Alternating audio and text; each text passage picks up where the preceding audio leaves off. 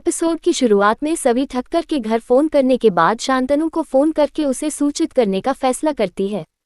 ईशा और शांतनु शशांक के माता पिता से बात करते हैं। उर्मिला टिप्पणी करती है और कहती है कि सावी वास्तव में भाग्यशाली है कि शशांक जैसा लड़का उसके जीवन में आया। शांतनु को सावी का फोन आता है।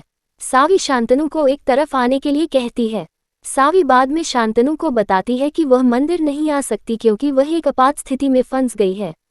शांतनु सावी से पूछता है कि आपात स्थिति क्या है। सावी शांतनु को सायशा के बारे में बताने की कोशिश करती है लेकिन उससे पहले ही उसका फोन बंद हो जाता है। रजत दरवाज़ा पीटता है और सावी से दरवाज़ा खोलने के लिए कहता है। राजू कहता है कि कोई फायदा नहीं है और कहता है कि घर में कोई नहीं है और कहता है कि उन्हें सावी की सगाई में जाना चाहिए था। तारा रजत के परिवार के पास आती है।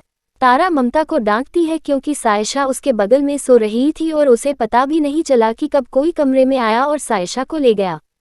तारा रजत से कहती है कि उन्हें पुलिस को बुलाना चाहिए।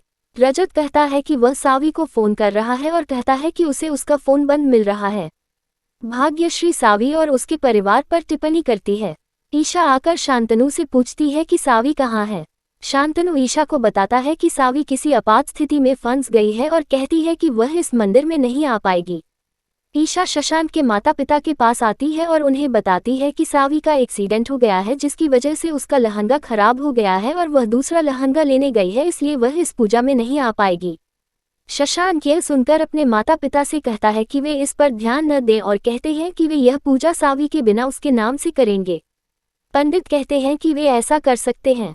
सावी को सायशा की देखभाल करते हुए दिखाया गया है। सावी और नस सायशा को उल्टी करते हुए देखते हैं और कहते हैं कि यह अच्छा संकेत नहीं है और उन्हें तुरंत आपातकालीन प्रक्रिया करने की आवश्यकता है। अस्पताल के कर्मचारी सायशा को ऑपरेशन थिएटर में ले जाते हैं। नस सावी से पूछती है कि उसने अभी तक सहमति पत्र पर हस्ताक्षर क्यों नहीं किए हैं। सावी कहती है कि वह सायशा की मां नहीं है और कहती है कि वह उसकी पड़ोसी है। यह सुनकर डॉक्टर चिराग सावी पर टिप्पणी करता है। चिराग फिर भी सायशा की सुरक्षा के बारे में सोचते हुए प्रक्रिया करने का फैसला करता है। सावी आशिका से मिलने जाती है। सावी आशिका से मिलने हर्ष के घर आती है। हर्ष और आशिका सावी से मिलते हैं।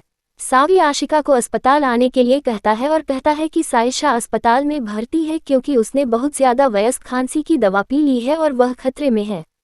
सावी आशिका से कहता है कि उसे ऑपरेशन करने के लिए सहमति पत्र पर माता पिता के हस्ताक्षर की जरूरत है। आशिका जाने के लिए तैयार हो जाती है लेकिन हर्ष आशिका को रोकता है और आशिका से कहता है कि वह नहीं जा सकती और आशिका को याद दिलाता है कि उसने उससे वादा किया था वह कभी उनके पास वापस नहीं जाएगी। सावी देखती है कि आशिका नहीं आ रही है, इसलिए वह वहां से चली जाती है। ठक्कर परिवार पुलिस स्टेशन आता है और सावी द्वारा सायशा का अपहरण करने की शिकायत पुलिस में दर्ज कराता है। रजत पुलिस से सावी को खोजने और उसकी बेटी को लाने के लिए कहता है। ममता तारा को फोन करती है और बताती है कि सावी का परिवार वापस आ गया है लेकिन सावी वापस नहीं आई है। भोसले परिवार को सावी और शशांक की सगाई की तैयारी करते हुए दिखाया गया है।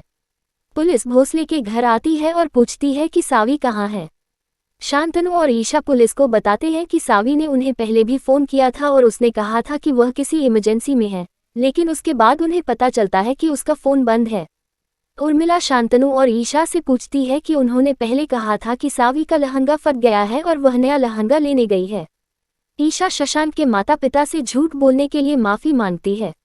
अपकमिंग स्टोरी, सावी ईशा और शांतनु को जेल से बाहर निकालती है। सावी ईशा को बताती है कि सगाई टूट गई है।